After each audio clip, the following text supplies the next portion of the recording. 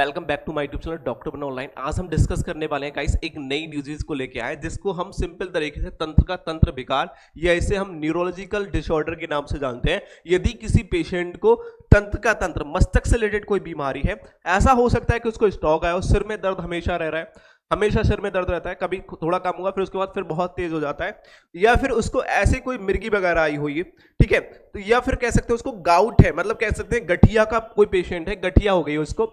उस समय उस कंडीशन में भी बहुत सारी मैंने डिजीज में यहां लिख दी हैं।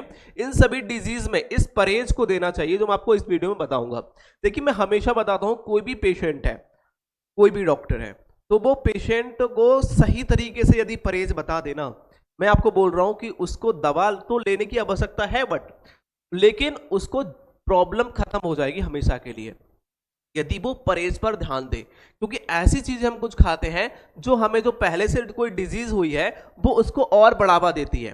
तो इसीलिए मैं हमेशा हर डिजीज की, हर रोग की, हर बीमारी की मैं हर वीडियो में एक परहेज बताता हूं कि परहेज क्या इंपॉर्टेंस है। बाकी मैंने बहुत सारी वीडियो पहले से बना रखी है कि भाई कौन से मेडिसिन पे कौन से ट्रीटमेंट लेना चाहिए, मतलब कौन सा ट्रीटमेंट प्रोटोकॉल बेटर रहेगा कौन से डिजीज के लिए, कौन से रोग के लिए। तो मैंने पहले से बहुत सारी वीडियो एक्सप्लेन कर रखी है, तो आप जाके देख सकते हो। चैनल को सब्सक्राइब जरूर कर लेना और दोस्तों को शेयर कर देना। आज की वीडियो में बात करने वाले हैं गठिया से रिलेटेड कोई प्रॉब्लम्स होती है किसी को पेशेंट या न्यूरोलॉजिकल डिसऑर्डर हो गया है, जिसे हम क्या बोलते हैं तंत्र का विकास संबंधित कोई प्रॉब्लम्स है। तो उसमें आमतौर पर क्या होता है, यदि किसी पेशेंट को तंत्र का संबंधित कोई विकार होता है, उस कंडीशन में क्या होता है, आमतौर पर क्या होता है, नर्वस सिस्टम जो होता है उसको प्रभावित करने वाले कुछ कह सकते हैं, कुछ क्या होते हैं, वायरस होते हैं, कुछ जीवाणु होते हैं, कुछ कवक होते हैं, कुछ परजीवी। इनके संक्रमण के कारण ही क्या होता है, हम लोगों को या किसी भी पेशेंट को क्या होता है, नर्वस सिस्टम जब डैमेज होने लगता है, उसकी बीमारी होने लगती है, उस समय उसको क्या हो सकता है, मिर्गी आ सकती है, मिर्गी का दौरा हो सकता है, माइग्रेन प्रॉब्लम्स हो सकती है, स्ट्रोक हो सकता है उसको, या अन्य सिर में उसके दर्द भी हो सकता है, पेन भी हो सकता है। यदि किसी पेशेंट को ऐसे कुछ सिम्टम या ऐसे कुछ बीमारी देखने को मिल रहा है या आपके रिलेशन में किसी को भी है, तो उसे जरूर इस वीडियो को शेयर कर देना ताकि वो परहेज को अच्छे तरीके से कर पाए और बहुत जल्दी वो ठीक हो जाए। ठीक है ना, मैं आपको बताऊं, ये साथ ही साथ कह सकते हैं अल्जाइमर रोग हो गया इसको, ठीक है, डिमेंशिया हो गया, ऐसे कुछ प्रॉब्लम्स हैं उन पेशेंट को, और डॉक्टर आपको मेडिसिन चला रहा है, काफी दिन आप हो गए खाते खाते, लेकिन मैं हमेशा कहता हूं कि परहेज इंपॉर्टेंट है। ठीक है ना, हर वीडियो में बताता हूं कि कोई भी यदि पेशेंट को कोई प्रॉब्लम्स है तो उसे परहेज करना चाहिए, कुछ चीजें छोड़नी पड़ेंगी उसको, अपने जो रेगुलर जो कह सकते हैं जो डेली जो खा रहा है, जो रूटीन है उसका, ठीक है, फूड का, वो चीजें उसे छोड़नी पड़ेंगी, कुछ छोड़नी है कुछ खानी है।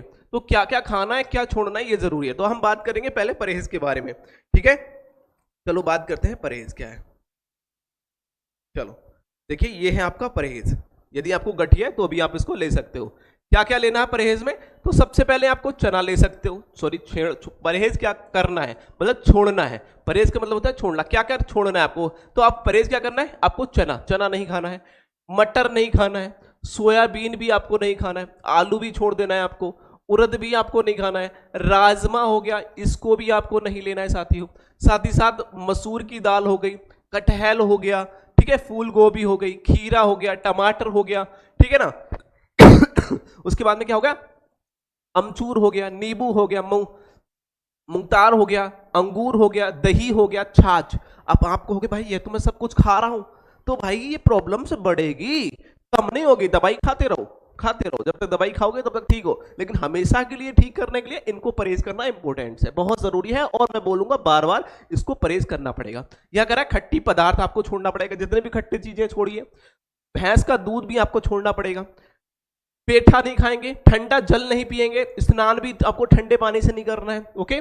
साथ ही साथ आपको क्या है, सिग्नल हो गया, ठंडे स्थान पर निवास नहीं करना है आपको, याद रखिए, ये आपको क्या अहितकारी हो सकता है, ये आपको प्रॉब्लम दे सकता है, ठीक है। और चाय, कॉफी, चीनी, चॉकलेट, ठीक है, टॉफी, शीतल पिए, मतलब पदार्थ कोई भी ठंडी चीजें, दालें हो गई, और तंबाकू, अंडा भी आपको नहीं खाना है, फास्टफूड वाली चीजें नहीं खानी, फास्ट फूड जिसे बोलते हैं, ठीक है, जिसमें जिंक, और साथ ही साथ जंक फूड जो होते हैं वो भी आपको ना लेना, जैसे कि चाउमीन वगैरह हो गया, तो जंक फूड और फास्ट फूड दोनों को बंद कर देना है, ठीक है।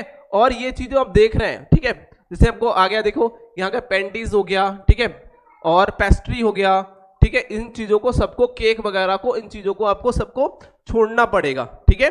उसके बाद में शुगर जो कैंडीज होती है उसको भी आपको छोड़ना पड़ेगा, चॉकलेट हो गई, इन सभी चीजों को आपको बंद कर देना है, इनको आपको बढ़ावा नहीं देना। इससे क्या होगा, आर्थराइटिस की प्रॉब्लम सी होती है हड्डी में यदि किसी पेशेंट को प्रॉब्लम होती है, आप देख रहे हैं गठिया रोग है, तो उनके लिए ये परहेज बहुत ज्यादा इंपॉर्टेंट है उनके लिए। और साथ ही साथ मस्तक से रिलेटेड जितने भी बीमारियां होती हैं, हमारे ब्रेन से रिलेटेड जितनी तंत्रिका तंत्र से रिलेटेड जितनी भी बीमारियां होती हैं, उन सभी के लिए ये परहेज बहुत इंपॉर्टेंट है। इन परहेज करना है और आप देखेंगे कि आप जो दवाइयां खा रहे हैं वो आपको बहुत ही जल्दी ठीक करेंगी, ठीक है ना। चलो, जैसे कि आपको मैं एक एग्जांपल देता हूं, आपने देखा होगा कि यदि आपको शुगर है, यदि आपका क्या है आरबीसी बढ़ी हुई है, ठीक है, शुगर लेवल बढ़ा हुआ है, ब्लड शुगर बढ़ा हुआ है, और आपने चीनी खा ली, आपने चॉकलेट खा ली, चीनी खा ली, मीठी चीजें खा ली, तो क्या होगा, वो शुगर लेवल क्या हो जाएगा, बढ़ जाएगा ना। और आप चाहे दवाई खाते हो तो थोड़ा कम होगा दवाई से, और फिर क्या आपने चीनी खा ली तो फिर बढ़ जाएगा। तो ये क्या चीजें हैं, आपने कहा कि यार हमने परहेज नहीं किया, आपके माइंड में क्या आएगा कि आपने परहेज नहीं किया, इस वजह से कुछ ऐसी चीजें आप खा रहे हो जिससे आपके शुगर लेवल बढ़ रहा है। तो वही चीजें तो हैं, यदि आपको क्या है गठिया है, हाथ मतलब हड्डी जोड़ों में संबंधित कोई प्रॉब्लम्स है, अर्थराइटिस है, हो सकता है गठिया हो किसी तरीके से, या फिर आपके ब्रेन से रिलेटेड कोई प्रॉब्लम्स है, तंत्र से रिलेटेड कोई आपको बीमारी है, तो ये परहेज इंपॉर्टेंट है, क्योंकि यदि आप ये नहीं करोगे तो आपको जो रोग है वो बढ़ता रहेगा, कम नहीं होगा। इस बात को भी याद रख के रहिए। अब हम बात करेंगे हमें क्या क्या चीज खाना है यदि किसी पेशेंट को ये इस तरह की प्रॉब्लम है जो मैंने आपको पहले स्टार्टिंग बताई थी। तो आपको क्या क्या चीज खाना है, तो देखो गेहूं की रोटी खा सकते हो, क्लियर।